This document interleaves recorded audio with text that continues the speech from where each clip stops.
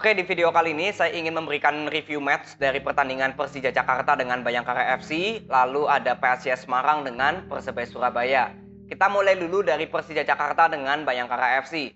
Di sini untuk Persija Jakarta yang saya ingin lihat adalah di masalah menciptakan gol. Ya, dan kebetulan di pertandingan kali ini bisa menciptakan 4 gol, ini sangat luar biasa. Lalu untuk Bayangkara yang saya ingin lihat adalah di skema permainannya, karena saya sudah mengatakan bahwa skema permainan dari Bayangkara kalau boleh dibilang lebih mengandalkan sektor tengah atau sektornya Mayer. Ya, dan kalau dilihat dari babak pertama, di sini kan Bayangkara unggul dulu ya, gol dari Krislan pada menit ke-8 itu juga assist dari Mayer.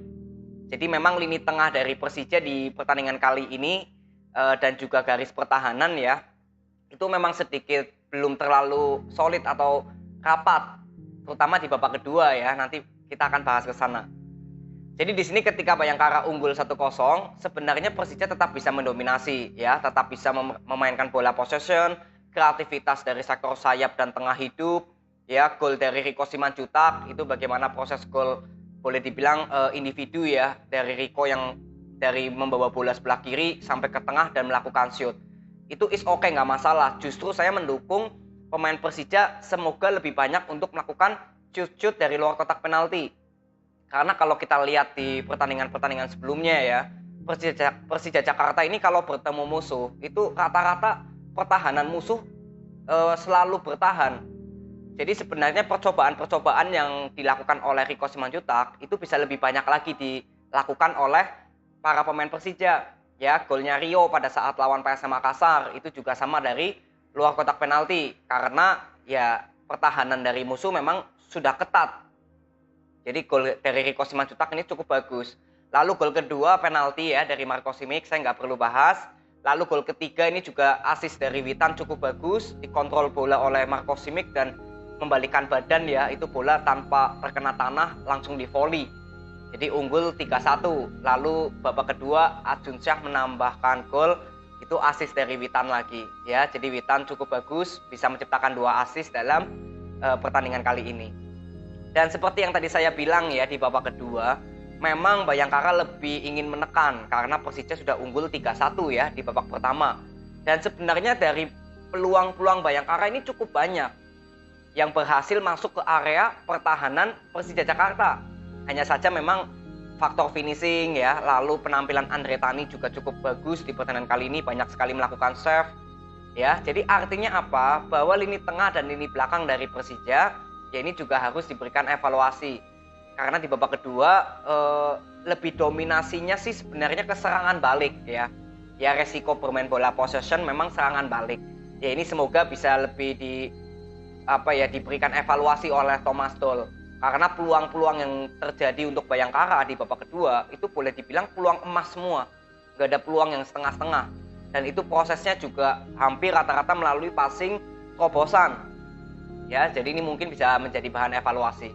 Dan akhirnya ya Adjun Syah bisa menciptakan gol justru di babak kedua.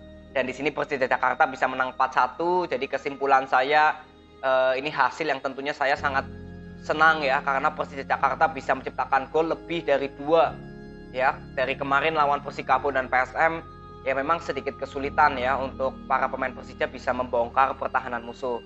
Lalu penampilan Gajos juga saya kira terlihat ya masih belum ya menyatu ya, wajar saja karena baru datang dan diganti oleh Abimanyu ya. Saya kira memang dikasih waktu bermain lebih banyak ya di babak kedua oleh pemain-pemain cadangannya ya, seperti Simic diganti, Aji Kusuma masuk, yaitu sudah menjadi pergantian yang boleh dibilang ya Thomas Doll sudah percaya diri bahwa Persija Jakarta pasti bisa membawa 3 poin. Dan untuk Bayangkara FC sebenarnya banyak peluang di babak kedua, bagaimana umpan terobosannya ya, terutama dari Mayer memang cukup bagus. Sani Rizky juga bermain cukup bagus, Dendi juga bermain cukup baik ya, ada peluang juga, tapi ya kembali lagi masalah finishing, semoga bisa lebih maksimal lagi di pertandingan berikutnya. Ya, jadi untuk Persija Jakarta selamat kalian mendapatkan 3 poin, dan untuk Bayangkara FC tetap semangat. Semoga di pertandingan kedepannya ya Bayangkara bisa memperoleh kemenangan ya, karena ini 3 pertandingan di awal belum sama sekali menciptakan 1 poin. Ya, jadi tetap semangat. Lalu next kita ke PSIS Semarang dengan Persebaya Surabaya. Untuk PSIS Semarang di pertandingan kali ini jelas yang saya ingin lihat adalah di skema penyerangan. Ya, lalu untuk masalah skema pertahanan juga saya ingin lihat karena kemarin lawan Persita PSIS Semarang kemasukan 2 dan tanpa menciptakan gol. Lalu untuk Persebaya Surabaya yang saya ingin lihat adalah bagaimana para pemain sayap ya, entah Bruno Yamamoto atau Kasim Botan yang bermain ya, sudah bisa belum banyak melakukan intercept ke dalam. Ini yang saya ingin lihat dari skema penyerangannya Persebaya. Ya, jadi kesimpulannya di pertandingan kali ini sebenarnya skema penyerangan ya menjadi titik fokus dari saya untuk kedua tim. Kita langsung lihat di pertandingan kali ini. PSIS Semarang di sini yang saya ingin bahas dulu dari line up. Dewangga di sini bermain menjadi gelandang bertahan, bukan pemain belakang. Lalu ada Diarra dan di gelandang serang ada Septian David. Di kiri ada Marukawa, kanan ada Vitinho dan depan ada Fortes. Jadi kalau berbicara dari line up-nya PSIS Semarang, ini memang terlihat bahwa Dewangga akan menjadi sosok penting sebenarnya. Karena Persebaya Surabaya di sektor tengahnya ini sudah cukup kuat di pertandingan-pertandingan sebelumnya. Ya, Sevalente, Song yang bisa bermain dari awal dengan Ripal. Ini kan sudah menjadi trio yang biasa diturunkan oleh Coach Aji ya, starting line up. Kecuali lini sayap mungkin bisa diberikan rotasi. Jadi di pertandingan kali ini ya, terutama di babak pertama, itu memang terlihat bahwa PSIS Semarang ketika bertahan dulu, itu memang lebih condong bertahan di zona area sendiri. Tapi ketika nanti para pemain Persebaya Surabaya masuk ke sepertiga lapangan pertahanan PSIS Semarang, itu pressing yang dilakukan oleh para pemain PSIS, rata-rata ini bisa membuat bola possession Persebaya Surabaya ini nggak bisa berjalan. Ini yang pertama kali saya lihat bahwa Persebaya Surabaya kurang bisa berkreativitas ya dari tekanan pressingnya PSIS Semarang. Lebih banyak mengandalkan sektor Sevalente ya. Song juga menurut saya ya memang kurang maksimal lah. Ya, lalu back kirinya Reva Adi juga terlihat sekali seperti canggung ya, bermainnya seperti belum ada kepercayaan diri. Nah, kalau saya simpulkan ya, kenapa permainan Persebaya Surabaya kalau boleh dibilang hampir semua pemain seperti nggak terlihat perform ya, itu karena para pemain Persebaya Surabaya seperti tidak bisa lepas dari tekanan para pemain PSIS Semarang. Yang pertama masalah bertahan dulu, itu melakukan pressing. Jadi para pemain Persebaya Surabaya seperti nggak bisa keluar dari tekanan pressing ini. Ya, hampir serangan-serangan Persebaya Surabaya ini putus dulu di area sayap atau di tengah, bukan di pemain paling belakang. Hanya ada satu peluang dari Sevalente ya, itu yang melakukan shoot dari luar kotak penalti. Lalu untuk masalah pertahanan Persebaya Surabaya, kenapa justru PSIS Semarang lebih banyak bisa masuk ke area pertahanan Persebaya? Karena yang saya lihat di sini penyerangan PSIS Semarang itu lebih cepat. Jadi hampir nggak terlihat pemain PSIS Semarang ini lama untuk membawa bola, kecuali Vitinho. Ya, saya ingin mengomentari Vitinho sedikit. Vitinho ini saya kira skillnya oke, tapi visi permainannya kurang baik. Karena lebih banyak untuk membawa bola daripada memberikan passing. Sebelum diganti oleh Freitas, kalian bisa lihat pemain yang paling banyak membawa bola dari PSIS Semarang itu Vitinho. Sisanya hampir sentuhannya ini cepat-cepat. Fortes yang sampai ke belakang, ya langsung memberikan passing long ball ke sektornya Marukawa, itu juga terlihat visinya dari Fortes bagus. Karena ketika memberikan passing long ball, ada beberapa momen waktu yang bisa membuat Fortes balik ke posisinya sebagai pemain depan. Jadi nggak ada masalah ketika Fortes harus mencari bola sampai ke belakang. Karena habis itu memberikan passingnya long ball ke sektornya Marukawa ataupun Haikal ya di babak pertama. Ini yang saya kira bahwa perbedaannya adalah di masalah aliran bola. Aliran bola ini sangat terlihat sekali berpengaruh ke penyerangan kedua tim. PSIS Semarang lebih cepat untuk memberikan passing-passing, sedangkan Persebaya Surabaya lebih lama untuk menghandle bola, ya, terutama dari Sevalente yang memang ya inilah yang saya kira bahwa pemain Persebaya Surabaya harus bisa keluar dari tekanan agar mentalnya ini juga tetap terjaga. Ini juga berbicara masalah psikologi. Ketika kita banyak ditekan dan ketika kita menyerang tapi sangat terasa sulit, ya itu lama-kelamaan kalau nggak bisa keluar dari tekanan, ya jatuhnya nanti ke mental pemain. Nah ini yang saya lihat dari para mental pemain Persebaya Surabaya, ya. Lalu ditambah gol dari Carlos Fortes ya di menit ke-78 ini penalti. Jadi ini yang saya lihat selama 45 menit babak pertama ya memang kedudukan 0-0. Permainan lebih banyak diciptakan peluang oleh PSIS Semarang. Dan Gali yang bermain, kalian bisa lihat bagaimana kontribusi Gali dibandingkan dari Vitinho. Di babak kedua jelas terlihat ya. Di sini saya juga ingin mengomentari Bruno. Bruno Moreira dari Persebaya, saya kira untuk masalah skill juga bagus. Tapi visi permainan juga saya melihat masih belum ada perubahan. Bruno terlalu bermain aman, gak berani untuk masuk melakukan gerakan tanpa bola ya, untuk masuk ke dalam ke area kotak penalti PSIS Semarang. Yang artinya memberikan celah kepada Reva Adi maupun Alwi yang sempat diganti ya, untuk lebih banyak melakukan overlap. Pastinya kalian ingat ya di musim lalu ketika Altabalah bermain dengan Yamamoto di posisi yang sama, itu Altabalah seringkali bisa menciptakan gol sampai ke depan, melakukan overlap karena Yamamoto masuk ke dalam. Sedangkan kemarin kalian bisa lihat berapa kali untuk overlap yang dilakukan oleh pemain Persebaya ya, lawan Barito Putra juga sama. Itu terlihat Bruno selalu di luar, nggak mau masuk ke dalam. Beda seperti Yamamoto.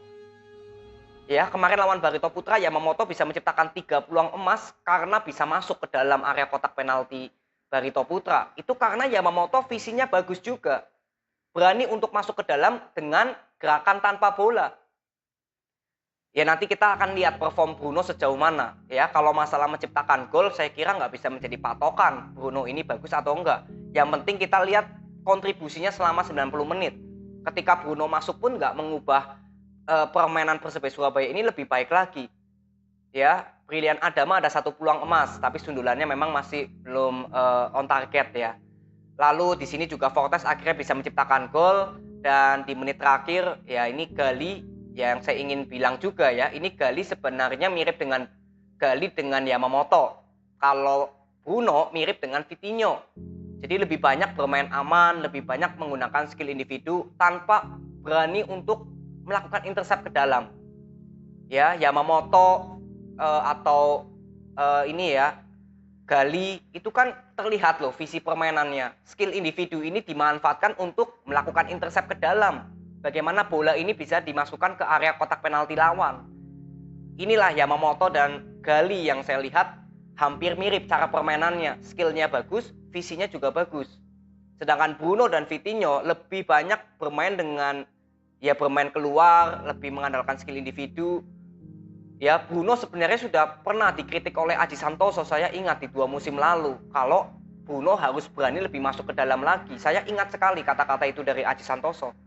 Dan sekarang memang masih terlihat belum berubah nih untuk Bruno. Ya, jadi ini bisa menjadi evaluasi juga untuk Bruno agar bisa ya masuk ke dalam area kotak penalti lawan. Jadi nggak hanya mengandalkan Paulo Victor di depan sendirian. Ya, kontribusi Paulo Victor juga selama 90 menit nggak terlihat maksimal. Ya, jadi kunci permainan pertandingan kali ini saya kira di aliran bola. Ya, permainan PSIS Semarang lebih cepat untuk mengalirkan bola. Lalu untuk bertahan juga pressingnya ini cukup bagus di zona area sendiri. Ya, lalu membangun serangannya juga nggak terburu-buru untuk PSIS Semarang. Ini saya sangat menyukai permainan PSIS Semarang yang seperti ini. Semoga bisa dipertahankan dan semoga bisa konsisten ya. Harapan saya untuk Agius menerapkan skema permainan ini untuk PSIS Semarang. Ya, sudah menang, enak juga untuk ditonton dan mainnya bagus. Ini PSIS Semarang yang saya bisa ambil. Lalu untuk Persebaya Surabaya, ya saya kira tekanan ya para pemain Persebaya Surabaya ini seperti nggak bisa keluar dari tekanan pressing dari pemain PSIS Semarang yang membuat lama-kelamaan ini mental seperti terganggu ya atau ngedrop. Jadi perform dari para pemain Persebaya Surabaya kecuali Zevalente atau mungkin Catur ya yang lebih fight ke depan, ya paling hanya itu yang terlihat masih bisa seimbang menjaga psikologi. Ini saya lihat dari sisi psikologi juga karena terlihat seperti nggak maksimal permainan dari Persebaya Surabaya di pertandingan kali ini. Ya, lalu masalah perform dari Bruno ini juga menjadi evaluasi saya. Saya tetap ingin menyoroti perform dari Bruno. Semoga ya bisa lebih mendengarkan instruksi dari Coach Aji ya. Semoga masih ingat bahwa Bruno harus berani lebih bermain ke dalam.